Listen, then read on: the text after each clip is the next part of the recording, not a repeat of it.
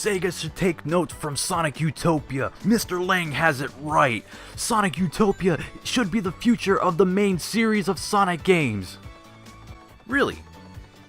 Well, let's take a look.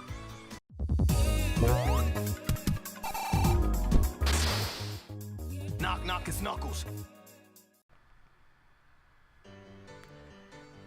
There we go. Anyways, hello everyone and welcome to Sonic Utopia. This is that fan game that I've heard so many people say so many great things about, and say that this is probably what Sega should do with the Sonic games. Give it like a open world kind of thing going on, like an extremely open level design, like you can see right here. And as you can see, we got our boy Classic Sonic, and oh, that's how I do that. And I'm gonna be honest, this is that's actually a little looser than I expected. Okay.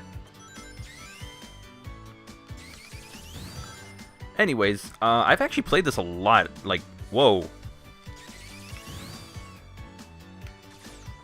And oh gosh, how long ago has this been? Probably about a year.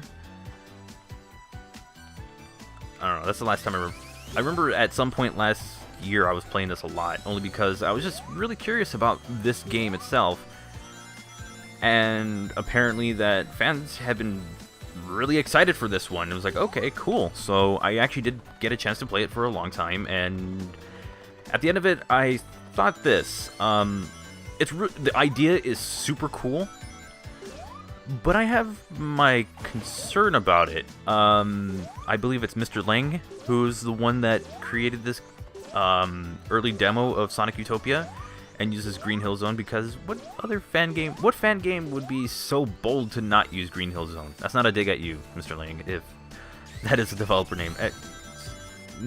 Sir developer, this is not a dig at you. I like making lighthearted jokes about Green Hill Zone, okay?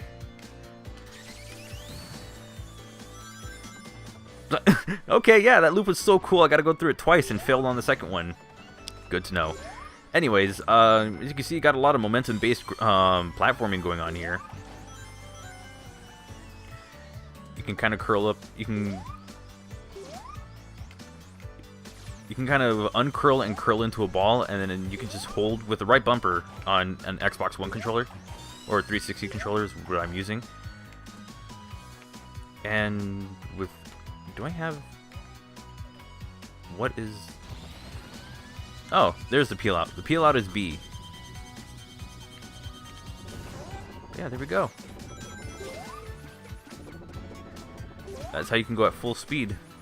So it really does work like a classic game, where the peel out is the faster of the two speed up moves, and the water is not where I'm supposed to be, but I'll go anyways. But the spin dash is the slower of the two, but it's probably the most useful.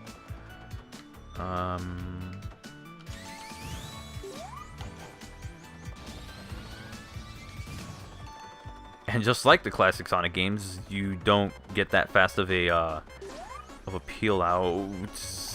So close to the water. I'm probably gonna be dead here.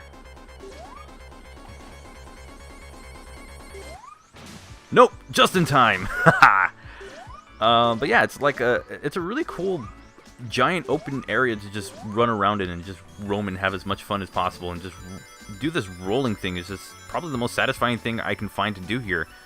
But it does kind of bring up like an issue with a level that is this large. It's just, what's the point of all of this stuff here if you still have a point A to point B kind of thing going with even the classic Sonic games? Yeah, they were open-ended, but they all ended at one point. You know, there was one designated area that was the end of the zone, that was the end of the act. There was a designated area for that, so how does that translate in 3D? Oh boy. Okay, so he's very floaty in the water.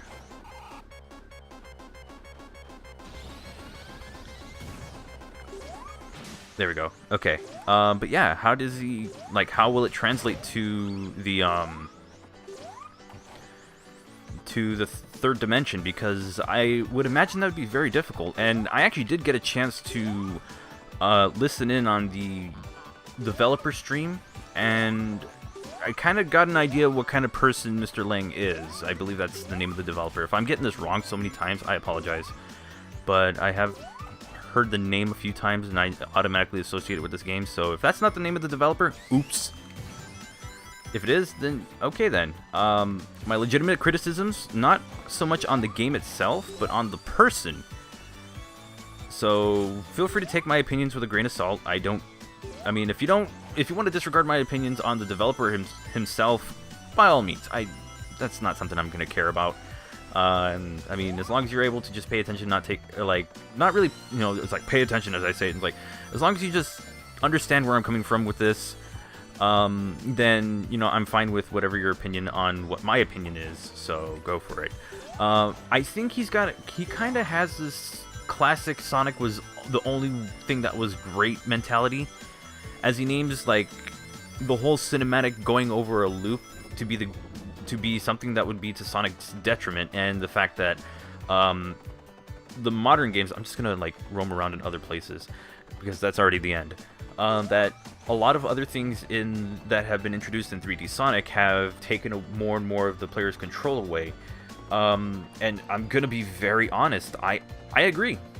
There are things that do take away the more control to the player. I mean, if you take a look at like any of the adventure games, loops are taken away from you because those are now scripted segments, which I don't completely disagree. I don't agree with the fact that that's a detriment to the series. I believe, like how you saw, I had difficulty controlling myself in that one loop.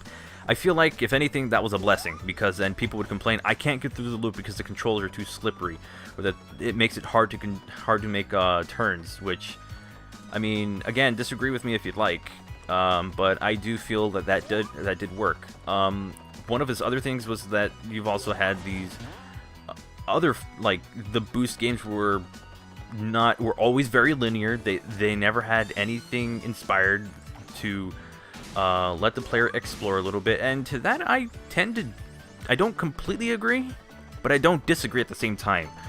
There are plenty of levels that have great examples of exploration, even if it was confined to a somewhat linear path. Each one of them had their own linear path, but not every run will be the same if you take these different routes into consideration.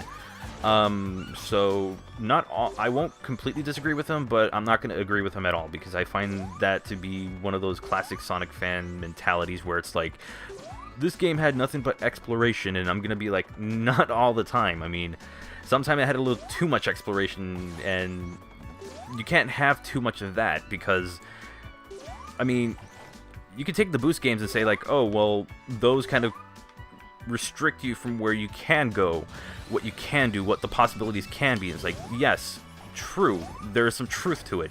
However, it's also a more focused game. Not so much on the mechanics and the gimmicks, but on the direction of the level design. Yes, you are getting a more linear level, but you're getting a more focused level, a level that's not going to confuse you. This, again, I feel like this has potential to be really good. Oh, hey, speed shoes. That don't seem to be working. Okay, this has the potential for something. However, I feel that the developer is a little too much into the whole mentality that the classics were the only things that were good to come out of the series, which I disagree. Adventure was pretty cool. There are plenty of other games later in the series that I can tolerate. And then I think he might have made some comments about Lost World, which I won't really get into because I am planning an entire game review on Lost World, and I would rather reserve my thoughts for that. So if anyone who isn't really in the know, that's kind of like my new big project that I'm working on. But I feel like that he's kind of letting the whole classic was the best, and they should always take notes from this. And this was the mentality this is what Sega should base their newest games off of. I don't necessarily agree with that. I do commend Sega for giving other styles a chance, giving them an opportunity, even though they have made a couple missteps in those opportunities. They've kind of either not really done the series justice, or they've completely dropped the ball, or, you know, they did an admirable job. I mean, it just really depends on what you think. That camera, though, I really need to fix that camera. That's just, like, inverted, and I don't like it. So, am I hating on this game? Absolutely not. I think as a fun physics engine, this is fun. Like, it's just a little playground to just jump around in. However, when you look at it from the outside, it's just, you made a giant sandbox. Woo. By that, I mean, how are you going to design a level where players are really going to want to go through this giant, vast area that has a whole lot of nothing? Because, look at this. Okay, that was a bad example, but there you go. Okay, so that's the one time where that's not going to work. Like Motobugs, how will they work in 3 dimensions? The crabs actually somehow managed to get me. I'll give them that one. You'll take the W this time. I'll take an L. But you gave us a nice playground to just goof off in this game, but when every enemy is just this easy to dispose of, and once we defeat like the enemies in our way, we just look at it and it's like, okay. So we have this giant vast area that only has like very, I don't know, it's just, yes, it's a great open area, but maybe not a good level design idea for a Sonic game. I know a lot of people are like, we want an open world Sonic game. Okay, it's kind of a odd one. I mean, I do like some of the platform ideas here. Like, this reminds me of freaking Ninja Warrior, like the TV show, or Sasuke, whatever you want to call it. I believe that's what it was called in... I believe that's the original name for it. It was like... It was just an obstacle course kind of TV show, or a show where it's like people going through an obstacle course, and it had like there's like a lot of obstacles in there, and I just thought it was really cool to watch. So, sorry if I'm going on like little tangents here and little... I'm getting like sidetracked by things. There are legitimate things to like about this. So what I was getting at was the fact that I don't think the whole classic Sonic did it the best, and they should take notes from this. I don't completely agree with that. I probably should have seen that enemy. Oh, whatever. That's on my end. Can I get a ring? We'll reserve that answer to a very, very stern no. Okay, there's more stuff I want to kind of show, but I have to remember where parts of this is, like where part of those areas are, because I actually can't remember all the parts in this game. See, that's the thing, you don't... Anyways, what I was getting at was the fact that I don't think this would work as a decent... That thing is coming right after me. Anyways, I don't think this will work as a full-on Sonic game if every level was designed in this way. How did that follow me the entire time? Really? So those are the real obstacles in this game. It's that enemy. So if I hear another one of those, I know that's the end for me, because seriously, those things have like... Those things have were like kind of just... I've never seen an enemy aim that accurate. I don't think that was intentional, though. It probably could be. Anyways, I don't see the level design completely working. Like, I feel like there's going to be some issues to be addressed, like any actual focus. Yeah, like I was saying, like, you made a nice giant playground for Sonic fans to just mess with the momentum physics. Like, this would be pretty cool as just a test level. And be like, yeah, I made this level so that way you guys can just run around, get used to the physics, and then once you're ready, the real game can begin. And be like, awesome, cool, that's perfect. I can't find the, there's like a labyrinth or water area that I cannot remember where it is. So I'm going to try and look for it. If you notice any frame rate drops, I'm sorry. I thought for sure I would have like the best possible optimized settings. There we go. Okay, so that's a great execution of this game's physics, which, again, I'm a fan of it. I like it. So, crap. The homing attack is probably something I need to get used to, because it's less of a homing attack, more of just a air dash, because I completely missed that.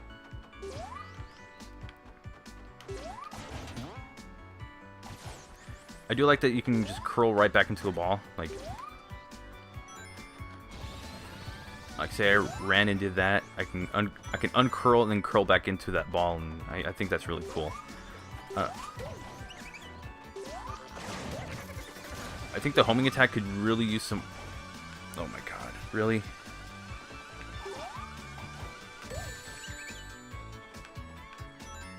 I don't get how that enemy continues to just, like, hone in on me, like, to just do that all the time. Whatever. That's like the one enemy I'm gonna hate. But yeah, I need to try and find this area. Like, if I can't find it after a while, then I'll just call off the video here, and we can just, like, part ways. This level is freaking massive. Which kind of gets into what I was talking about earlier, how it's a massive level, but you're not really going to see much of it. I mean, when I originally got to the goalpost, I could have just ended the level right there, called it a day, and just say, hey, that's it for the video. But no, because I do want to show as much as I can, and the one area that I'm trying to show, but I just, for the life of me, cannot remember where it is, kind of actually reminds me of Sonic CD in a way, where, I mean, it's just, okay, maybe the movement's a little too slippery for its own good. Here it is. Okay, but anyways, what I was trying to say is that it kind of reminds me of Sonic CD, but if you made it if you made those levels in 3D, where yes, you have all of this exploration. The downside is you have too much exploration. You have too many possibilities for it. So rather than having a focused level design, you kind of go with just whatever you can, and that's only just because of how the game is. Where you have, if you are looking for the robot generators, then finding those would be difficult because you have so much to look through. And this is what I was actually trying to show off. There we go. Oh, I thought I died or something. I was like, there was no way that was death. But yeah, there's this extra area. Get a nice little echo. I guess it's supposed to demonstrate being inside of a cave or something. Anyways, but yeah, you tend to not have focused levels. You just have like giant, expansive, exploratory levels, and it's like, cool, I guess. I mean, Stardust Speedway was probably a level that, as much as I love it, I don't think really worked well as a Sonic level. Like, there's a lot of them, it's like, oh, you have to go here. Now you have to go through, like, all this exploration just so you can find how to get out of the level. But on top of that, don't forget to also get the robot generators. I don't know if he said whether or not, if Mr. Link said whether or not he wanted to kind of give it the Sonic CD style, where it's like, here are your objectives. Now, after this, go find the exit. It's like, I don't think they're going to want to use this massive of a level to actually do it. Say, maybe you cut off a few more paths, and then you tried it. I could see it legitimately working. But if you're just like, this is this giant, massive place for you to use, you gotta find 5 items in it. Someone's gonna look at that and be like, is this mandatory? Because that's honestly not gonna work. So, I feel like it would work if there were less routes, as much as I'm pretty sure that'd be sacrilege to a lot of people who are like, yes, Utopia is the key to making a great Sonic game, and Sonic team needs to do this, or hire this guy, or they need to start taking notes. And it's like, I don't completely agree. In fact, with Mr. Link's mentality, I kind of disagree, because yes, classic Sonic games are some of the more fondly looked at games, and no, I don't completely agree with the fact that all gamers would be open to playing the classic games, because there are people who play the classic games and don't really like it, but then when they play something modern, it's like, yeah, I can really get the hang of this. So, when you say that everyone would like the game, you're really kind of just generalizing the entire Sonic fan base as if you speak on their behalf, and I'm going to say, no, you do not speak on everyone's behalf, because that would also include myself. We have never had a conversation ever, and I have never said much about my opinions on what would make the perfect Sonic game, because not even I know. But no, just looking at the classics and ignoring everything else, and ignoring like any possibility for a new gameplay style, might not be the future. It might not be what happens. I mean, you've seen people, when people tend to talk about Mario, they're like, well, how different has the game been recently? It's like, oh, okay, maybe they haven't been as different. When they look at Pokemon, it's been this. People claim that it's the same game for nearly 20 years. If Sonic Team were to continue to do this, with Sonic, people would complain, well, he hasn't changed since his game's on the Genesis. So there is an issue there. Sometimes variety is better than just being stale and repetitive. So no, I don't think the classics are the complete and honest and 100% future of the series, and this is how we should go moving forward and take cues from this, and telling Sonic Team to take notes, because on top of that, you also had your they were not perfect. Some of them had so-so level design. Not counting the mobile ports, which gave a 16:9 aspect ratio, you had issues with being able to see ahead of you, with the exception of Sonic CD. You had very questionable enemy placement. Remember, I'm not counting the iOS versions, iOS Android versions, or Taxman stealth versions, because those are ports. Those have enhancements to the game because of so many reasons. I'm talking about the OG Genesis ones. They had issues with bugs and glitches. They had issues with unfair enemy placement, and some of the level design was not really that great to begin with, and even they had their own gimmicks. So I know this has kind of been more of a thing at the developer rather than the game. I'm just going to say this about the game, and I have said this before. It's fun to mess around in. I don't want to see a giant level like this in a fan game, only because I just don't think it would work. I think there is a great idea in here. However, the developer, this is from a 2016 stream, so at that time, I don't know if this developer still continues to think this way, so I'm not going to guess. But if so, needs to maybe come a little closer down to earth and take a look at his level and realize, okay, maybe this is not the best way to go about a classic Sonic 3D game. And I would just say make some improvements on the level design itself. I mean, you have like a giant, massive space that goes nowhere, and you don't really need it. Yes, you can go there, but you really don't have to go there. It's too open-ended. So, if you really don't care about my opinions, then I apologize. If you enjoyed the fun little gameplay, then there you go. You know, that's Sonic Utopia. It's a fan game with a lot of promise, however, maybe a few things that keep it from looking like the ideal 3D Sonic game that we could really use with the momentum-based physics. I mean, I can see momentum-based physics from the classic Sonic games somewhat translated really well into this and seeing it work.